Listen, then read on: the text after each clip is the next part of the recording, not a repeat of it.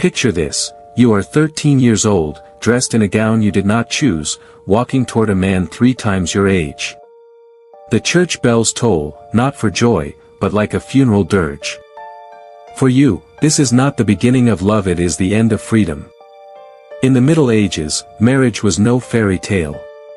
It was a weapon. A cage. A binding contract signed in blood, where women were traded like property, where innocence was sacrificed in rituals so cruel they still echo through history. These were ceremonies laced with fear. Nights that began with screams instead of vows of love. Families forced their daughters into beds of strangers. Husbands tested loyalty with barbaric trials. And brides, some still children, were condemned to a lifetime of silence. What you're about to hear are the most terrifying marriage practices of the Middle Ages. Disturbing truths that historians rarely whisper aloud. Practices that will make you question how anyone survived such darkness. If you dare to confront the shadows of the past, subscribe right now. And if you choose not to, then at least explain in the comments why you'd rather turn away from the truth. In the Middle Ages, purity was not just a virtue. It was a currency.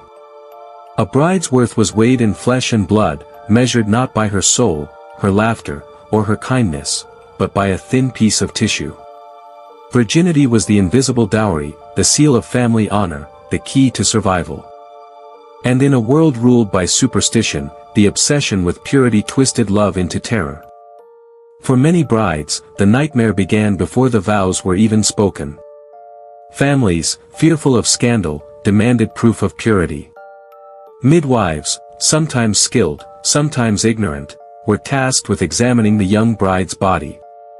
Imagine it, a trembling girl, barely into womanhood, forced to endure an invasive ritual, surrounded not by comfort, but by judgmental eyes. Her future, her family's reputation, even her own life, balanced on what the midwife declared. And if the hymen was absent? There were no explanations, no compassion, no biology lessons. Only accusations. She was impure. Dishonored. Unfit for marriage. A single word from the examiner could erase everything: her dowry, her husband, her name. But the horror did not end at the altar. Even after the vows, the marriage was not considered valid until consummation. And consummation had to be proven. The method was as crude as it was cruel: the infamous blood-stained sheet. After the wedding night, the couple's bedding would be inspected. If blood stained the linen, the bride's purity was confirmed. If not, whispers began, rumors spread, and her honor collapsed like ash. Think of the terror in those chambers. A bride, perhaps still a child, trembling as her family and community waited for proof. A groom, pressured to perform, knowing the sheet was his weapon and her noose. Behind the closed doors, the act was not intimacy, it was trial, judgment, and spectacle. Some tests were so absurd they could almost be mistaken for dark comedy, if not for the suffering they caused. Folklore claimed a virgin could hold water cupped in her hand without spilling it, while the impure would fail. Others believed virgins could tame wild animals, or that bees would swarm harmlessly around them. There were even diuretic potions given to brides. If she could resist urinating afterward, she was declared pure. If she failed, she was shamed. These tests were not medicine. They were theater. A theater of humiliation, superstition, and fear. But women are survivors. Silent, clever resistance grew in the shadows. Desperate brides turned to secret remedies to protect themselves from disgrace. Herbs and alchemical powders mixed with egg whites or alum, applied to the body to mimic blood. Leeches carefully placed to draw blood before the wedding night, so that stains could be shown as proof. Some timed their weddings during menstruation, hoping nature itself would provide the evidence their bodies could not. These were acts of defiance, but also of despair. For each attempt was a gamble, a discovery could bring ridicule, punishment, even violence. Yet many women chose the risk rather than submit to the crushing weight of shame. Why such obsession? Because virginity was not simply a personal matter, it was a weapon of inheritance. A husband who believed he was deceived could annul the marriage, reclaim the dowry, strip the bride of protection. Families could lose land, money, or titles. Entire lineages could fall into dispute over the supposed purity of one young girl. And so, the burden fell on her alone. A burden no man ever carried. A burden that turned marriage into a trial of blood, not love. Imagine the fear of standing at the altar, knowing that your future did not rest in your heart or in the vows you would speak, but in whether your body would bleed. Imagine lying in bed on your wedding night, not trembling with anticipation, but with dread, knowing the next morning your sheets would be paraded as evidence of your innocence. Imagine living in a world where your worth was not who you were, but what you had not yet done. What does it say about a society when the first step into marriage was not a promise of love, but a public trial of purity? And if a bride failed this test, through no fault of her own, what horrors awaited her next? If the trial of purity was a nightmare, then the very foundation of medieval marriage was often worse. For countless girls, marriage was not a choice, it was a sentence written long before they could speak it aloud. Childhood itself was stolen, traded away in contracts sealed by ink, blood, and power. Among the nobility, children were not seen as individuals with futures of their own. They were tools. Pieces on a chessboard of politics and power. Daughters were the most valuable of all, brides-to-be before they were even old enough to walk the length of a church aisle. Promised to men decades older, their worth was measured not in love, but in land, armies, and alliances. At the age of 7, a child could be formally betrothed. At 12, many were declared ready for marriage. Some were wed in grand ceremonies they barely understood, handed over to men old enough to be their fathers or even their grandfathers. And while the church claimed that consummation should wait until the girl reached maturity, reality was often different. Power rarely waited for permission. Imagine being 12 years old, still playing with toys, and suddenly dressed in heavy brocade, crowned with a bridal wreath, and paraded into a hall filled with strangers. Imagine being handed to a man you had never spoken to, told that he was now your master, your protector, your husband. The laughter of childhood replaced by vows you could barely pronounce. For many girls, this was not marriage, it was captivity. A prison disguised as matrimony. Their bodies became tokens of their father's ambition, their futures swallowed by the will of men who saw them as property, not as daughters. The marriage contract was binding in ways that defied mercy. It could not be undone easily. Once a girl was promised, her life was locked into the path chosen for her. Even if her husband was cruel. Even if he was violent. Even if she wept every night, begging for escape, her vows, spoken or forced, chained her forever. And for noble families, there was no turning back. To break a contract was to risk war, scandal, or financial ruin. A child bride could not flee without disgracing her kin. She carried not only her own despair, but the crushing weight of her family's honor on her thin shoulders. Consent was a ghost in medieval marriage. In theory, the church insisted that both parties must agree freely. But what does consent mean, when refusal means shame, poverty, or even death? A child may have been asked if she agreed, but surrounded by priests, parents, and nobles, what answer could she give? Silence was taken as yes. Tears were taken as yes. Fear was taken as yes. Most of these girls left no voices behind. Their words were never written, their cries never recorded. History remembers their names only when their marriages affected kingdoms. Queens and princesses are footnotes of treaties, alliances, and wars. The millions of nameless girls who were married off in small villages, no chronicles preserve their suffering. Their silence is their only legacy. Close your eyes and imagine the terror of being a child, standing in a hall of strangers, wearing a dress that weighs more than your tiny frame can carry. Imagine the moment you realize that your childhood has ended, not because you grew, but because someone else decided it was profitable. Imagine being told that the man beside you is now your future, your husband, your master, while your heart still longs to run in the fields and laugh with friends. That was the reality for countless children in the Middle Ages. If childhood could be stolen so easily, and marriage could be forced before innocence even faded, what horrors awaited on the night when these contracts were finally fulfilled? If childhood marriages robbed the young of innocence, the wedding night itself often robbed couples of their humanity. In the Middle Ages, what should have been the most private, sacred moment between two people was transformed into a public ritual. There was no privacy. No intimacy. Only scrutiny, expectation, and fear. After the feast and the vows, the couple was led to the bridal chamber. But they did not go alone. Family, neighbors, servants, even priests, followed. Laughter, drunken songs, and coarse jokes filled the air, while the bride trembled under their gaze. Some customs demanded that the bride and groom be stripped of their clothing by their attendants.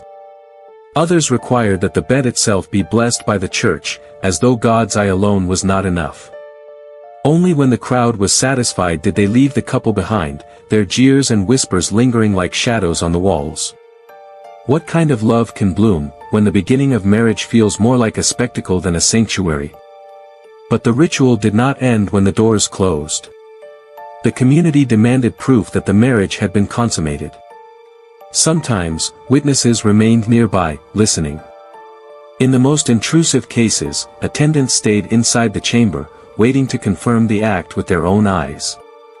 And always, the final verdict lay in the linen, the blood-stained sheet, brought out at dawn to be inspected, displayed, and celebrated if it bore the right marks.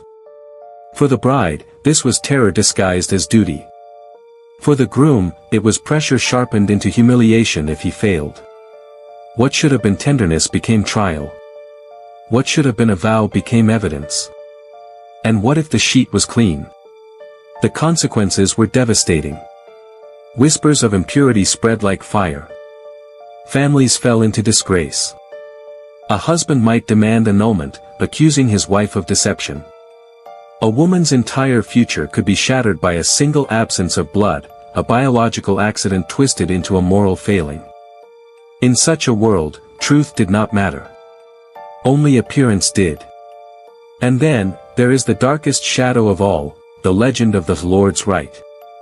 Stories whispered that in some places, the feudal lord claimed the bride for himself on her wedding night, a grotesque privilege said to remind peasants of their submission. Historians debate whether this was truly practiced or merely feared, but in the minds of the people, the threat was real enough. The idea that a man's wife could be taken from him, that her first night of marriage might belong to another, this was a nightmare woven into the very fabric of medieval power. For the bride, the wedding night was not about love. It was about survival. She entered the chamber knowing her body was no longer her own.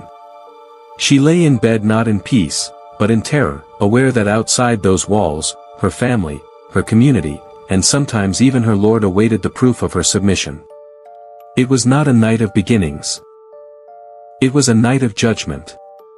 Close your eyes and imagine this. You are a young bride, led into your chamber with strangers watching, their laughter cutting into your silence. You feel hands tugging at your gown, removing each layer until you are stripped bare, not only of your clothing, but of your dignity. When the door closes, you do not feel safe, you feel the weight of 100 eyes pressing through the wood. And as you lie beside a man you may not love, you know the world waits for proof, for blood, for evidence that you are what they demand you to be. That was the reality of the medieval wedding night. What kind of love can survive when it is born in fear, surrounded by witnesses, and judged by stains on a sheet? And if marriage began with such cruelty, what terrors waited in the years that followed? If the wedding night was a trial of flesh, the years that followed revealed marriage for what it truly was in the Middle Ages, not a bond of love, but a weapon of power. To us today, marriage may seem personal, intimate, a choice between two souls. But in the medieval world, it was rarely about love. It was about land. About bloodlines. About war and peace. It was a chessboard where women were pawns, and men moved them like pieces to win kingdoms.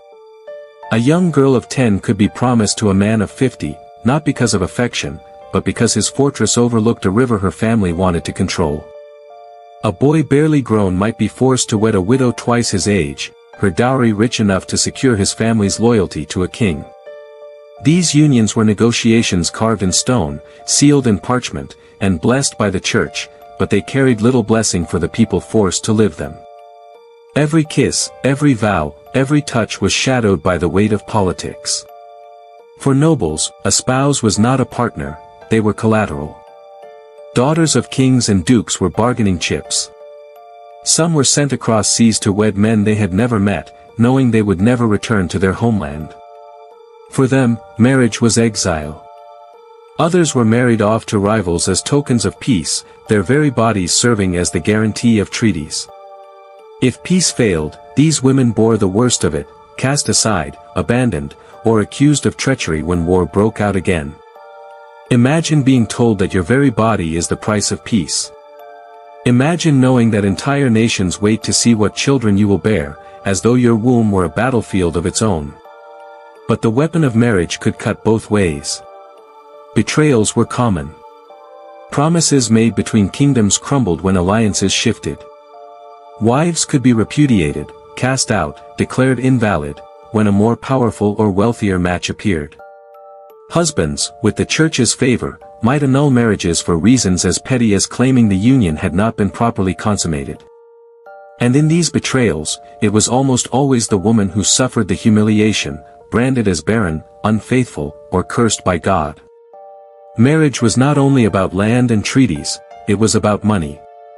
A dowry was demanded of every bride, whether peasant or noble.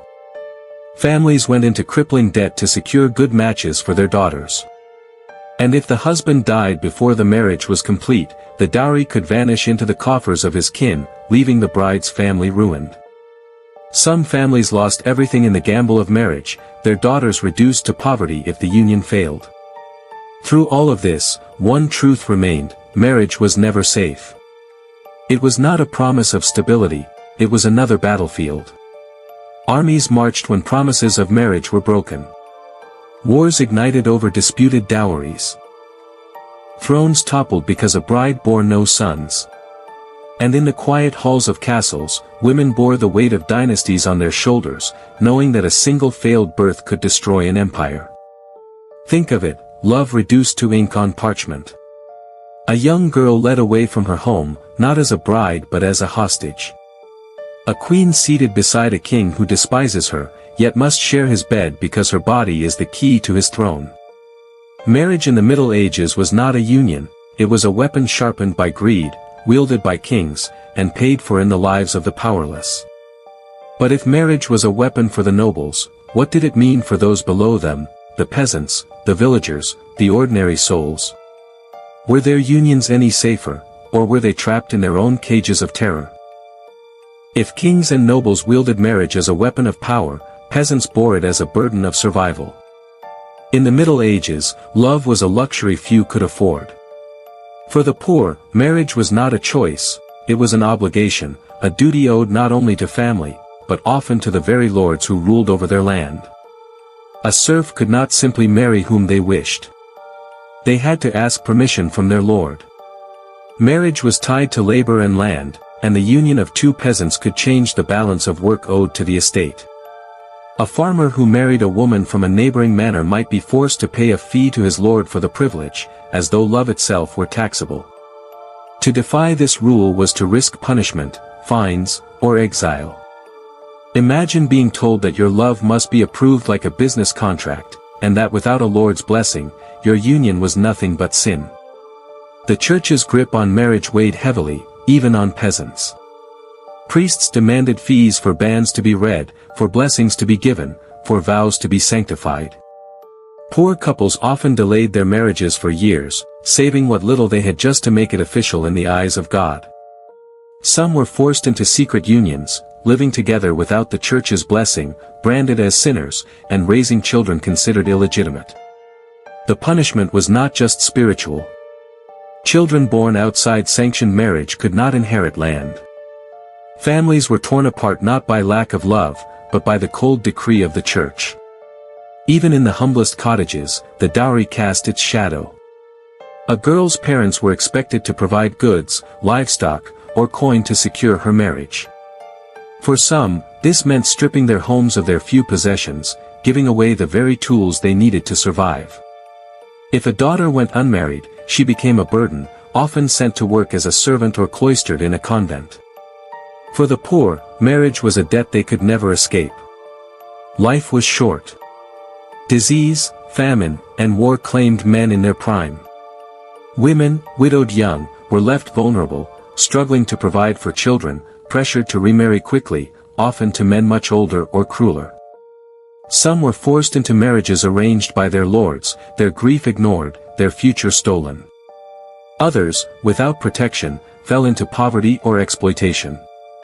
For them, marriage was not an end to suffering, it was only the beginning of a cycle of loss. And within the walls of peasant homes, marriage could still be a prison. Husbands were granted authority over their wives by both law and custom. Domestic violence was not only common, it was accepted. The church preached patience and obedience for women, urging them to endure, no matter how cruel their husbands became.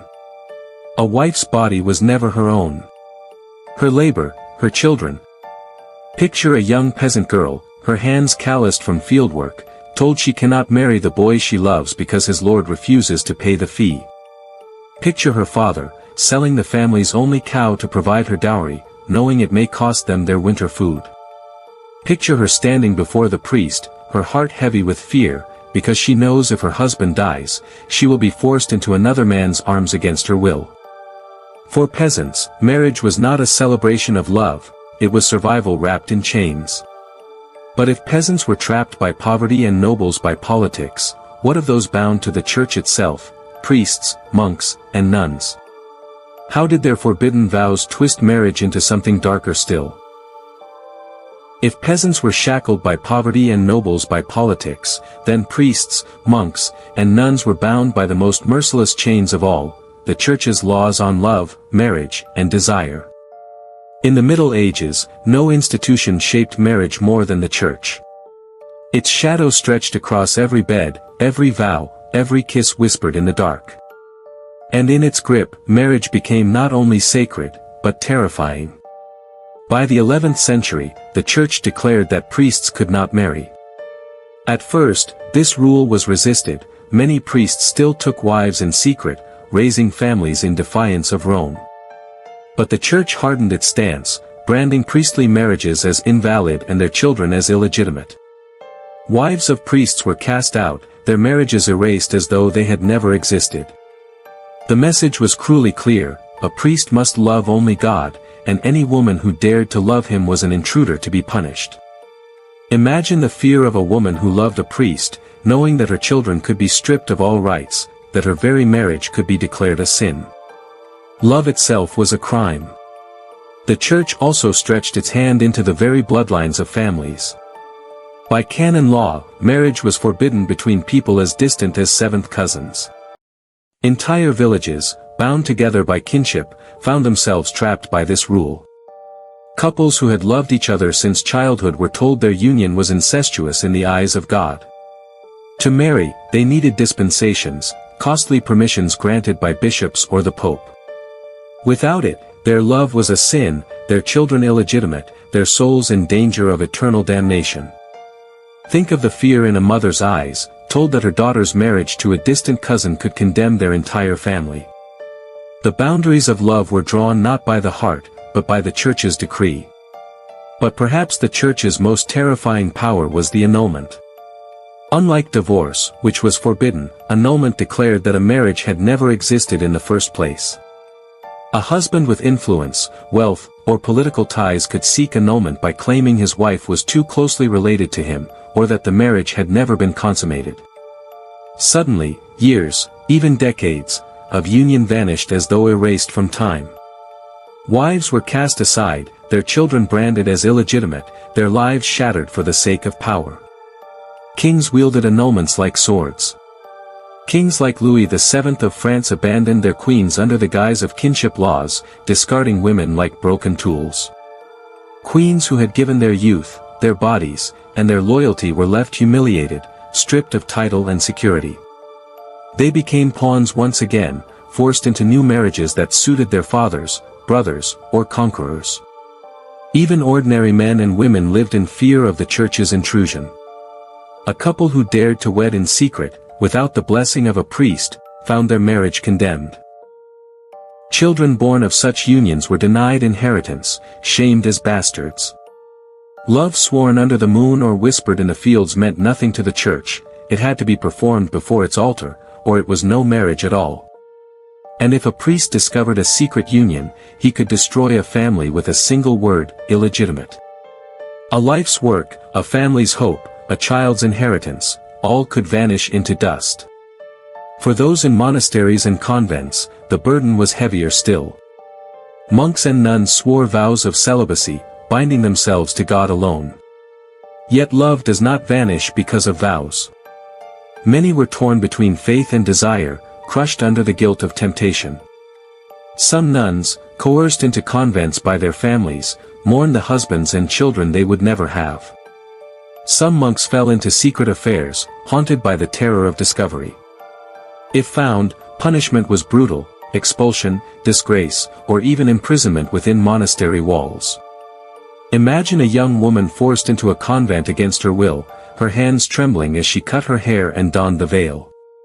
She hears the bells of her wedding day not as a bride, but as a bride of Christ, her future with a husband stolen forever, her body locked in a cage of vows she did not choose. At the heart of it all was fear. Fear of sin.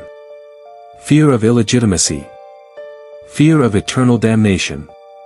Marriage was not simply a human contract, it was a spiritual trial. The church taught that a broken vow, a forbidden love, or an unblessed union was not just a scandal, it was a ticket to hell itself. Every peasant, every noble, every lover lived with this weight pressing down on their hearts. Love was never free. It was chained to the altar. Close your eyes and imagine, you are in love, but the church says your cousin is too close in blood. You are married, but your husband seeks annulment to marry a queen. You have children, but a priest declares them illegitimate. Or you are a nun, kneeling before the cross, whispering the name of the man you will never hold. In the Middle Ages, the church did not just bless marriages, it owned them. And in its grip, countless souls were broken.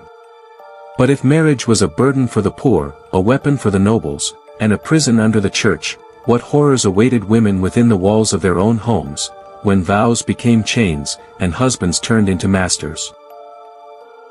In the Middle Ages, marriage was not simply a choice, it was an expectation, a duty, even a law of survival. To live without a husband was to live outside the rhythm of society. An unmarried woman, whether by misfortune or by design, was not free. She was marked. She was an outcast, a liability, or a temptation. In a world ruled by men and bound by religion, the single woman carried a stigma heavier than the iron chains of the condemned. To be unmarried past youth was a sentence of shame. These women were branded as spinsters, a word that began as a simple description of their labor at the spinning wheel, but soon twisted into a curse. It meant failure. It meant rejection. Villagers saw them as incomplete, unclaimed, unwanted. Their bodies were seen as wasted, their existence as unnatural. For a woman's worth was measured by her husband and her children. Without them, she was nothing. But there was one refuge, the convent. Families often forced their unmarried daughters into monasteries, sometimes against their will, to relieve themselves of the burden of feeding another mouth. The nun's veil was not always a symbol of piety, it was often a prison, a place where young women lived out their days under vows they had not chosen. Behind cloistered walls, silence, obedience, and servitude replaced the life they might have known. And yet, some embraced it. For some women, the convent was the only place where they could learn, read, or exercise even a shadow of independence. But not all unmarried women entered the convent. Those who remained outside its walls lived under suspicion. A single woman in a village was seen as dangerous, her beauty a temptation to married men, her independence a threat to social order. If a marriage failed, if a man strayed, if a child was born out of wedlock, whispers turned quickly to accusations. She was blamed. She was the serpent, the seductress, the witch. Many women were dragged to the courts of Inquisition, tortured until they confessed to crimes they never committed. And all because they had never been chained by marriage. For others, life outside marriage meant poverty and invisibility. Many unmarried women worked as servants, living in the households of others, never having a home of their own. Some sold herbs and potions, eking out a living as healers, midwives, or fortune-tellers, always walking the knife's edge between survival and accusation. Others turned to prostitution, their bodies reduced to currency in a world that had no place for them. To be an unmarried woman was to be forced to the margins, to survive on scraps, to exist in the shadows. The church preached that marriage was holy, and that chastity was sacred. But for the unmarried woman outside the convent, there was no sanctuary. She was too sinful to be pure, too independent to be holy, too visible to be ignored. Even sermons warned against them, describing them as idle vessels for the devil. Imagine hearing your very existence condemned from the pulpit, Sunday after Sunday, with no escape but obedience or exile. Picture her, standing at the edge of the village, watching the wedding bells ring for another. She is neither bride nor widow, neither wife nor mother. She is unseen, unwanted, unloved, or so they tell her. Her hands are rough from labor, her eyes heavy from hunger. The children mock her. The men whisper. The women turn away. She is not free. She is forgotten. In a world where marriage chained women, to remain unmarried was to be cast out into a darker prison, one without walls, one built from silence, suspicion, and shame. But if marriage, widowhood, and singleness each carried their own terrors, what of the ceremonies themselves? The rituals, the vows, the superstitions, what truly happened in the moment a man and woman were bound together before God and community? The answer is more chilling than you can imagine. We have walked through the shadows of the Middle Ages together, through the vows, the rituals, the blood, and the chains. We have seen how marriage, a word so often whispered with dreams of love, was once a cage built from obedience, sealed with fear, and guarded by superstition. For medieval women, to be a bride was to surrender, to be a widow was to suffer, to be unmarried was to be cast aside. Love was the story told from the pulpit. Control was the truth written in flesh and silence. But tonight, as you step away from this tale, ask yourself, how much of that darkness still lingers in our world? How many rituals, how many customs, how many unspoken rules still bind us, just as they bound them? History does not vanish. It echoes. And if you dare to keep listening, you'll hear it whisper through every story we tell here. If these stories have chilled you, if they've made you question the world you thought you knew, then don't walk away in silence. Subscribe now, because every week we tear open another page of history that was meant to stay buried. But if you choose not to, at least tell us why in the comments. Why would you rather close your eyes and pretend the past does not still breathe in the present? Because silence, my friend, is the truest chain of all. And if this journey has left you haunted, then you must see what waits next. Click the video on your screen now and step deeper into the darkness.